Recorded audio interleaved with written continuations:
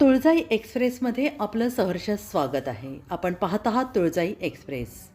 महाराष्ट्राचे आराध्य दैवत छत्रपती शिवाजी महाराज यांच्या जयंतीनिमित्त राज्य शिवछत्रपती सार्वजनिक शिवजन्मोत्सव समिती जळकोट आणि शंकरशेठ साबळे नेत्र रुग्णालय सोलापूर यांच्या संयुक्त विद्यमाने 28/2/2026 वार शनिवार रोजी मोफत नेत्र तपासणी शिबिर विठ्ठल रुक्मिणी मंदिर जळकोट येथे आयोजित केले होते.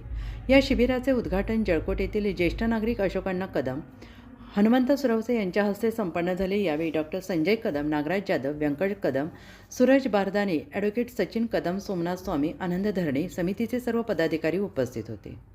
या शिबिरामध्ये शंकरशेठ साबळे नेत्र रुग्णालय सोलापूर येथील तज्ज्ञ डॉक्टरकडून जळकोट आणि जळकोट परिसरातील सुमारे 200 व्यक्तींची मोफत डोळे तपासणी केली गेली. तसेच 50 गरजू व्यक्तींना मोफत चष्मे वाटप करण्यात आले. या शिबिरामध्ये 90 व्यक्तींना मोतीबिंदू झाल्याचे निष्पन्न झाले.